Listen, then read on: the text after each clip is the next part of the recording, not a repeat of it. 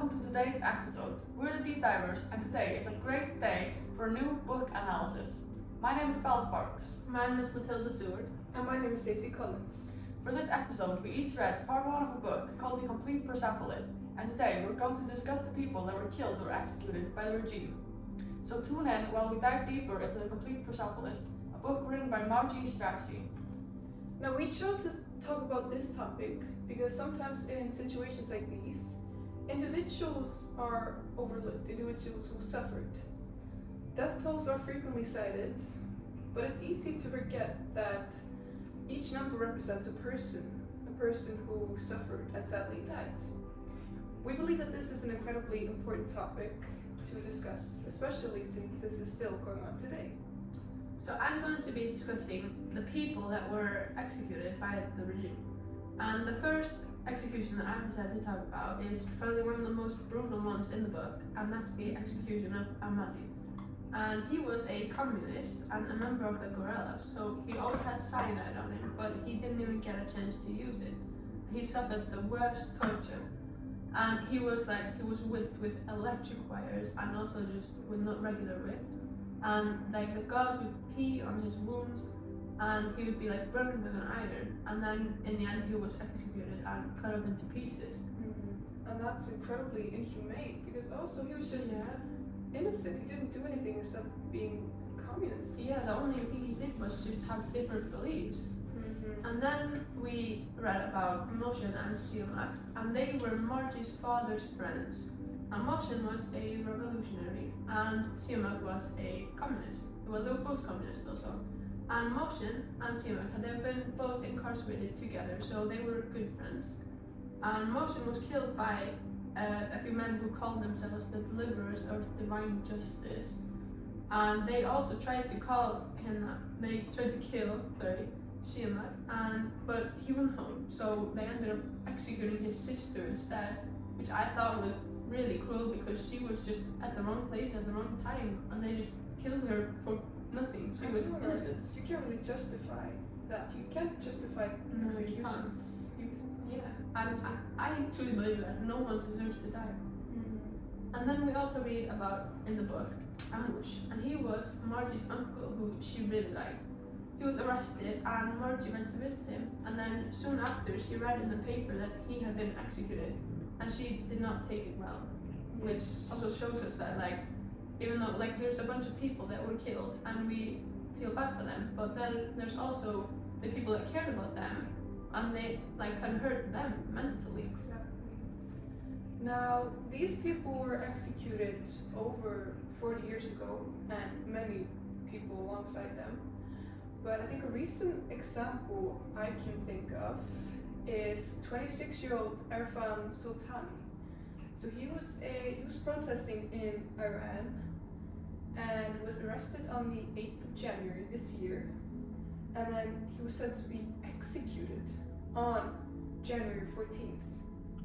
Which is crazy, but this case thankfully gained a lot of traction online, and multiple news stations have reported about this case, like the BBC, CNN, and ABC News. So I think it's so weird to think about that people are still being executed. Yeah, it's they don't want these things to get out, and now there's been a raised awareness around it. And that's also, I want to say, the last execution in the book, which I took the hardest. It was the most disrespectful one in my opinion. And that was Nilüfer. She was an 18-year-old communist girl, and she was going to be executed, but she was a virgin, and it's illegal to kill a virgin. So one of the guardians of the revolutions married her, and then took her virginity or raped her, and then they executed her because she was no longer a virgin. And the regime wanted to make sure that her awful fate was understood and acknowledged, so they paid the dowry of only 500 tumens to her parents, which is only the equivalent of $5 US, which is hardly anything. And they just wanted to send the sign that her life was basically worthless. I know, they were trying to rub it in that they had done it to her. Which is just nasty and really disgusting. Barbaric. So I'm going to be talking about situations in the book where more than one person was killed. One example is when the Red Cinema burned down while people were still inside.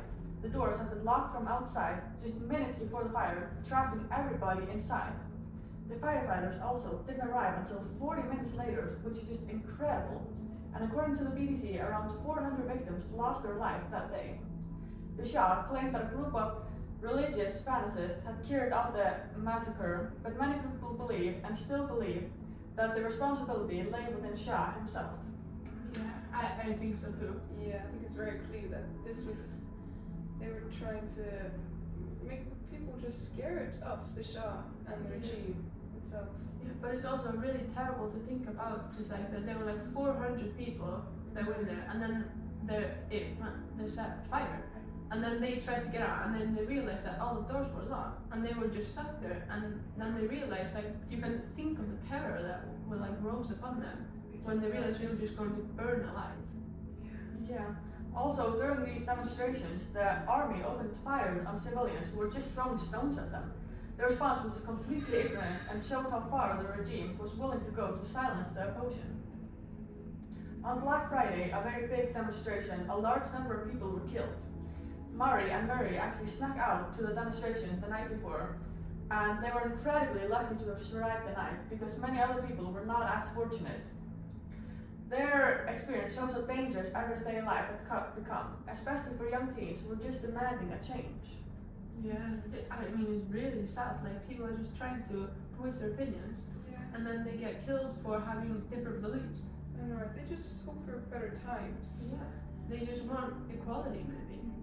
And I mean, there's nothing wrong with just wanting to voice your opinion. And this is also very similar to what we see happening today, because as we know, there is an anti-government protest going on in Iran and has been going on since December 26. And the BBC reports that at least 650 people have been killed, although some unverified sources say that it's been up to 6,000 people. But we don't know the exact number because there's actually an internet blackout in Iran right now, meaning that information can't get out. Yeah, and we don't see the news about these things. Exactly.